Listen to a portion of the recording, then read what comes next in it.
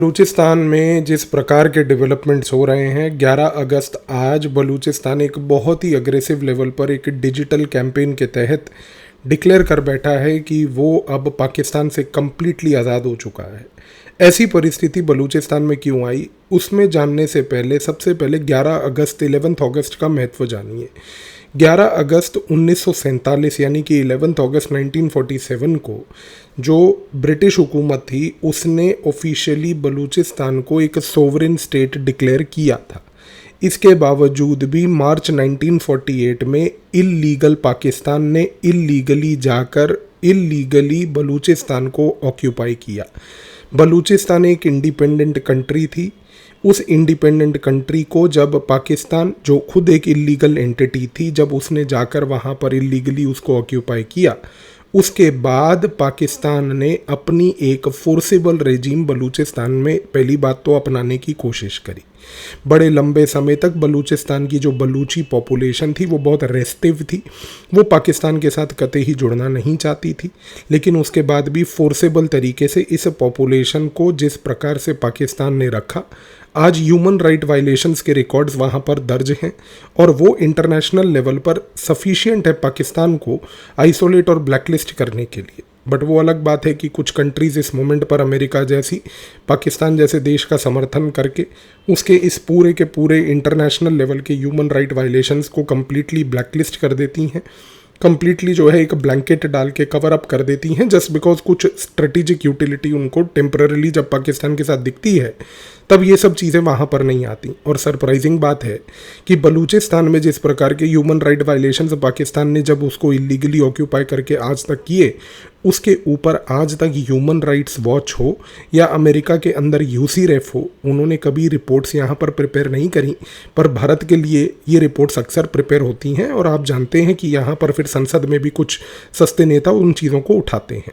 दूसरी बात, सबसे बड़ी बात यह है कि बलूचिस्तान के अंदर इस मोमेंट पर आज जो आप देख रहे हैं वो एक डिजिटल वॉरफेयर और एक कॉग्निटिव वॉर का गेम हो रहा है। कॉग्निटिव वॉर का गेम उसको हम इसलिए कहते हैं, उसका रीज़न बड़ा सिंपल है, क्योंकि बलूचिस्तान के अंदर एक प्रकार से एक मूवमेंट अब ये चीज़ चल चुकी है कि पाकिस्तान का नैरेटिव हमें इंटरनेशनल लेवल पर बदलना है। वो क्या है?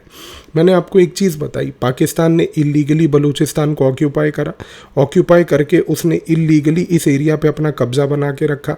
लेकिन सबसे बड़ी बात यह है कि इस दौरान पाकिस्तान ने रिपीटेडली अपने डोमेस्टिक लिटरेचर और अपने देशवासियों को ये झूठा दिलासा दिलाते गए कि बलूचिस्तान एक काउंटर इंसर्जेंसी प्रॉब्लम है।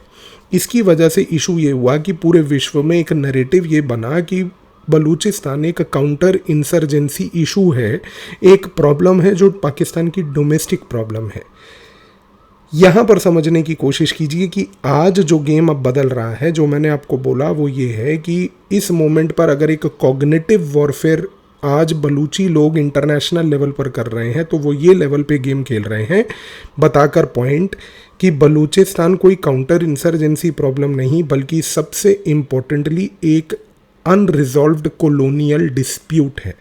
ये इसलिए महत्वपूर्ण है क्योंकि विश्व के अंदर जिस प्रकार से इस पर्टिकुलर पॉइंट को कंप्लीटली इरेज कर दिया गया, और जब विश्व ने भी उस समय कुछ रीजंस के कारण, क्योंकि वर्ल्ड में कोल्ड वॉर चल रही थी और कोल्ड वॉर के टाइम पर किसी भी कंट्री में कोई इंटरेस्ट, खास करके बड़ी पावर्स में, ये नहीं था कि कॉलोनियल डिस्प्यूट सब क्या क्या पेंडिंग हैं, क्योंकि डीकोलोनाइजेशन उस समय वर्ल्ड में चल रही थी। तो इस रीज़न से बलूचिस्तान का फोर्सेबल इलीगल लेवल पर ये जो ऑक्यूपेशन किया गया, इस चीज़ के ऊपर आज तक किसी ने चर्चा नहीं करी। तो बलूची लोग एक डिजिटल कैंपेन के तहत इस बात को उजागर करना चाहते हैं कि आज बलूचिस्तान जो है वो एक अनरिजॉल्व्ड कॉलोनियल डिस्प्यूट है, क्योंकि ब्रिटिश हुकूमत ने बलूचिस्तान को एक सोवरेन स्टेट डिक्लेयर किया था और उसके सोवरेन डिक्लेरेशन के बाद भी पाकिस्तान जैसी इलीगल एंटिटी ने उसको इलीगली ऑक्यूपाई किया। तो ये चीज़ आज की डेट में जब बलूची लोग एक नैरेटिव बनाकर विश्व में पेश करेंगे तो पाकिस्तान का ये पूरा का पूरा एक कच्चा चिट्ठा पहली बात तो विश्व में एक्सपोज होगा। अब आती है दूसरी बात, बलूचिस्तान के अंदर इस मोमेंट पर एक बहुत बड़ा स्ट्रेटेजिक लेवल पर एक चर्न देखने को मिल रहा है। वो चर्न क्या है उसको समझिए। बलूचिस्तान के अंदर पाकिस्तान के बहुत सारे रिसोर्सेज हैं। ये पाकिस्तान को खुद बात आज तक कभी नहीं पता थी, जबकि इतना बड़ा एरिया जिसको उन्होंने फोर्सिबली ऑक्यूपाई करके रखा था, ये तो दूसरे देश अमेरिका और चाइनीज़ जब आए वहाँ पर और उन्होंने जब आके अलग अलग प्रकार की रिसर्चेज करी, तब जाके मालूम चला कि बलूचिस्तान एक बहुत रिसोर्स रिच एरिया है। अब इसके रिसोर्स रिच होने के कारण से एक बड़ी इंपॉर्टेंट चीज़ यहाँ पर ये हुई कि पाकिस्तान को लगा कि इस एरिया में अब क्योंकि मेरी इकोनॉमी का एक बहुत बड़ा पल्स है, तो मुझे इस इलाके को और फोर्सेबली रखना है। अब यहाँ पर इनिशियल लेवल पर जब से पाकिस्तान ने इलीगली बलूचिस्तान को ऑक्यूपाई किया था, तब से बलूचिस्तान के अंदर बलूची सरदार्स होते थे, अलग अलग ट्राइबल ग्रुप्स, बुख्तीज और ये सब के जो लीडर्स होते थे, ये बेसिकली उस समय रेजिस्टेंस मूवमेंट को पहली बात तो लीड करते थे। लेकिन पाकिस्तान ने जब से ये रिसोर्स डिस्कवरी हुई, इस रिसोर्स डिस्कवरी के बाद उसने एक रणनीति ये अपनाई कि पहली बात उसने इन बलूची जो ट्राइबल लीडर्स थे इनके साथ वार्तालाप चालू करी। पाकिस्तान की आईएसआई ने एक 2 पॉइंट रणनीति अपनाई। सबसे पहली पॉइंट ये था कि उसने इन बलूची रिबेलियस लीडर्स जो थे उनके बच्चों को विश्व में बाहर भेजा, उनको बाहर की कंट्रीज़ में सेटल करवाया, उससे एक फीलिंग दिलवाई कि देखो आप रेजिस्टेंस करते रहो लेकिन आपके बच्चों को ज़िंदगी अच्छी मिलनी चाहिए। इस कॉन्टेक्स्ट में धीरे धीरे उस बच्चों की ज़िंदगियों के प्रभाव की वजह से क्या हुआ कि इन लोगों का रवैया, जो बलूची ट्राइबल लीडर्स थे, वो भी धीरे धीरे वीकन और कमज़ोर होने लग गया। इस रीज़न से ये हुआ कि इवेंचुअली जो बलूचिस्तान के अंदर एक पूरी मिडिल क्लास थी, वो मिडिल क्लास बहुत ज़्यादा अपसेट हुई कि बलूची लीडर्स ने एक तो बाहर जाकर अपने लोगों को भेजा, एक बलूची डायस्पोरा बना, और उस बलूची डायस्पोरा ने सवाए नेम से एक लेवल के प्रोटेस्ट करने के और कुछ नहीं किया। इस कॉन्टेक्स्ट में पिछले लगभग 5 से 4 सालों से अगर आप देखें तो बलूचिस्तान के अंदर एक स्ट्रेटेजिक और टैक्टिकल चर्न जो आया है वो ये है कि अब ये बलूची सरदार्स जो जितने भी थे पुराने और इनके जो बच्चे थे, उनका ओवरऑल पूरे बलूचिस्तान की मूवमेंट और बलूचिस्तान के इस लिबरेशन के आइडिया के ऊपर पकड़ और होल्ड ख़त्म हो चुकी है। अब ये हुआ है कि बलूचिस्तान के अंदर एक नया संगठन है जिसको हम कहते हैं बलूच लिबरेशन आर्मी का माजिद ब्रिगेड, दूसरा है बलोच राजी आजोई सांगर। ये जो 2 संगठन हैं इस मोमेंट पर, ये 2 संगठन पहली बात पूरी बलूच मिडिल क्लास की सोसाइटी को एकजुट करके बैठे हैं। ये बलूच मिडिल क्लास को एकजुट करके जो बैठे हैं, इन लोगों का अब ऑब्जेक्टिव ये है कि ये सारे लोग मिलकर इस मोमेंट पर इस बलूचिस्तान की लिबरेशन मूवमेंट को अब कंट्रोल में ला रहे हैं। तीसरी सबसे बड़ी बात यह है कि बलूच राजिया जोई सांगर जो है और प्लस साथ में जो बलूच लिबरेशन आर्मी का माजिद ब्रिगेड है, ये पाकिस्तान की आईएसआई और पाकिस्तान की मिलिट्री के साथ बिल्कुल कोऑप्ट करने के लिए तैयार नहीं है। तो एक जगह पर बलूच राजी अजोई सांगर जो है वो एक प्रेशर ग्रुप बना हुआ है जो इस प्रकार का डिजिटल नैरेटिव कैंपेनिंग और ये सब चीज़ों को संभाल रहा है। बलूच लिबरेशन आर्मी का जो माजिद ब्रिगेड है वो ऑन ग्राउंड फाइटिंग कर रहा है। इस केस में बलूचिस्तान के अंदर जो पूरी की पूरी मूवमेंट के कंट्रोल का काम था वो अब पहली बात तो चेंज हो गया। लेकिन सबसे इम्पोर्टेंट चीज़ यहाँ पर यह भी है कि बलूच लिबरेशन आर्मी का जो माजिद ब्रिगेड है, क्योंकि वो एक फाइटर फोर्स है जो पाकिस्तान की आर्मी को रेजिस्ट करता है, ये फाइटर फोर्स ऑब्वियस सी बात है अगर पाकिस्तान की आर्मी और आईएसआई को रेजिस्ट करेगा तो इसको पाकिस्तान की आर्मी और आईएसआई यहाँ पर रहने के लिए मुश्किल करेगी। तो ये आज की डेट में जाए तो जाएगा। तो बलूच लिबरेशन आर्मी इस मोमेंट पर भारत की क्योंकि एक अच्छी अंडरस्टैंडिंग अफगानिस्तान में तालिबान के भाइयों के साथ है, तो आज इस कॉन्टेक्स्ट में हमारे तालिबान भाइयों ने बलूच राजी अजोई सांगर के साथ साथ बलूच लिबरेशन आर्मी की जो माजिद ब्रिगेड है उसको अफ़गानिस्तान में भी पनाह दी है। तो अफ़गानिस्तान के अंदर एक ऑपरेशनल स्पेस उनको मिला है जहां पर वो बैठकर आज की डेट में प्लानिंग भी कर सकते हैं और वहां से बैठकर पाकिस्तान की आर्मी के ऊपर किस प्रकार के अटैक्स करने हैं वो भी कर सकते हैं।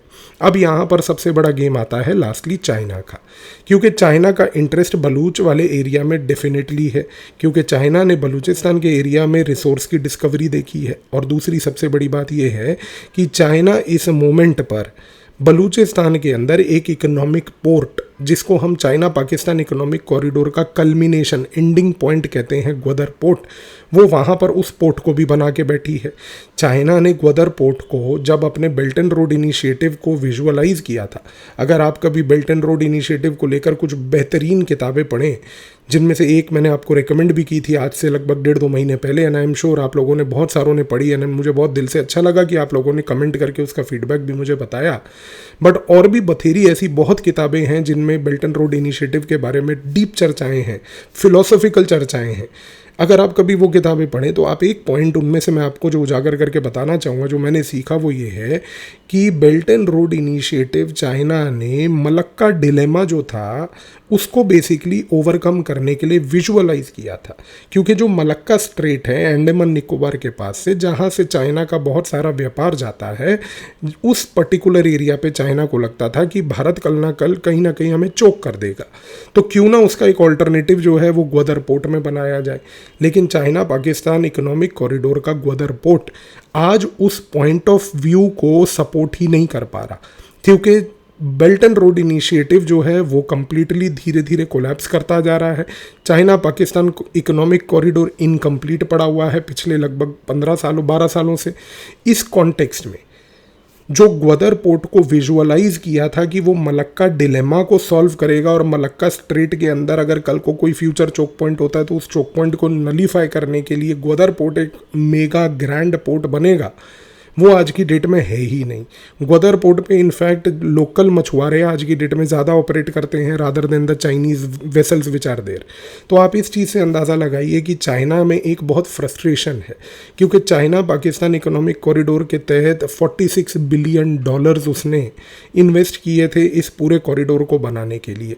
अब क्योंकि बलूचिस्तान के अंदर एक यहाँ पर प्रॉब्लम चल रही है, बलूची लोग इस कॉरिडोर को अपोज कर रहे हैं, तो चाइना ने एक डिमांड रखी। चाइना ने पाकिस्तान को बोला कि या तो आप एक स्पेशलाइज्ड यूनिट जो है उसके तहत हमारी इकोनॉमिक एसेट्स को सिक्योरिटी दें। पाकिस्तान ने वो किया। पाकिस्तान ने अपनी मिलिट्री के तहत एक स्पेशल सिक्योरिटी ग्रुप बनाकर उस स्पेशल सिक्योरिटी ग्रुप में पाकिस्तान की आर्मी के आला अधिकारियों को डालकर चाइना की मिलिट्री और चाइना की इकोनॉमिक इंफ्रास्ट्रक्चर को देखरेख करने के लिए और चौकीदारी करने के लिए मैं भी चौकीदार के स्टिकर लगा लगा कर वहाँ पर उनको जो है पोर्ट्रे करके भेज दिया और डिप्लॉय कर दिया। लेकिन उनके डिप्लॉयमेंट के बावजूद भी वहाँ क्या हो रहा है कि बलूच लिबरेशन आर्मी की माजिद ब्रिगेड उनको पकड़ पकड़ के मार रही है। इस कॉन्टेक्स्ट में दिक्कत क्या है कि पाकिस्तान की आर्मी का एक स्पेशलाइज्ड ग्रुप जो चाइना के इंफ्रास्ट्रक्चर को प्रोटेक्ट करने के लिए वहाँ गया है, आज की डेट में वो प्रोटेक्ट करने में उसको फेल है। तो इस कॉन्टेक्स्ट में सबसे बड़ी प्रॉब्लम यहाँ पर ये है कि पाकिस्तान आज चाइना के सामने मुंह दिखाने लायक नहीं है, और चाइना बार बार पाकिस्तान से गुस्सा है कि मैंने आपसे जब सिक्योरिटी मांगी थी आपने सिक्योरिटी दी लेकिन वो नाकाम रही। चाइना ने इसके बाद एक नया डिमांड रखा। चाइना ने डिमांड ये रखा कि अगर आप सिक्योरिटी प्रोवाइड करने में सक्षम नहीं हैं तो आप हमारे प्राइवेट सिक्योरिटी कंपनीज को आने दीजिए। पाकिस्तान इसको लेकर ओपोज्ड है। पाकिस्तान इसको लेकर इसलिए ओपोज्ड है क्योंकि पाकिस्तान को ये बात पता है कि जिस दिन चाइना की प्राइवेट सिक्योरिटी कंपनीज बलूचिस्तान में उतर गईं और वहाँ पर जाके उन सिक्योरिटी और इकोनॉमिक और मिलिट्री एसेट्स को सेफगार्ड करने लगी और सिक्योरिटी प्रोवाइड करने लगी, तो पाकिस्तान का जो नैरेटिव है कि वो एक सोवरेन देश रह चुका था वो कोलैप्स कर जाएगा। क्योंकि किसी भी सोवरेन देश में आप दूसरे देश की प्राइवेट सिक्योरिटी कंपनी को बुला रहे हैं, मतलब कि आपकी सोवरेनिटी कंप्लीटली कोलैप्स हो चुकी है। तो पाकिस्तान अनफॉर्चुनेटली एक ऐसे ट्रैप में फंस गया है कि यहाँ पर इस मोमेंट पर पाकिस्तान जो है वो अब कुछ करने की परिस्थिति में नहीं है। बलूचिस्तान में एक चरण आ चुका है, बलूचिस्तान की एक नैरेटिव बिल्डिंग का गेम हो रहा है।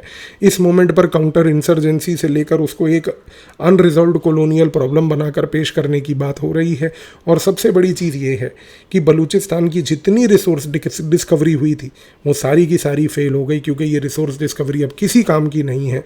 क्योंकि जितना रिसोर्स इन्होंने डिस्कवर किया भी, आज उस रिसोर्स का 1% का भी यूटिलाइज डिस्टेबलाइजेशन पाकिस्तान और ना ही पाकिस्तान के साथ साथ फॉर दैट मैटर चाइना या कोई तीसरा देश भी यहाँ पर कर पा रहा है।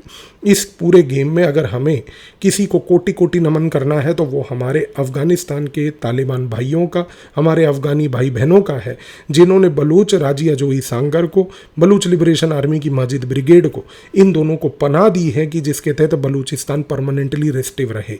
तो अफगानिस्तान और भारत के मुद्दे अगर आप यहाँ पर अब कनेक्ट करके एक लार्जर जियोपॉलिटिकल पिक्चर बनाते हैं तो आई बिलीव कि अब आपको यहाँ पर सिचुएशन पूरी की पूरी क्लियर हो गई होगी। तो बलूचिस्तान आने वाले समय में और रेस्ट्रिक्ट होने जा रहा है। क्या वो एक इंडिपेंडेंट कंट्री बनता है या नहीं बनता है, ये समय बताएगा। लेकिन जिस प्रकार के चेंजेस और चर्न बलूचिस्तान में डेफिनेटली देखने को मिल रहा है, उससे ये कहना गलत नहीं होगा कि गेम बहुत बड़ा है, खेल बड़ा होने जा रहा है। देखते रहिए, मज़ा आएगा।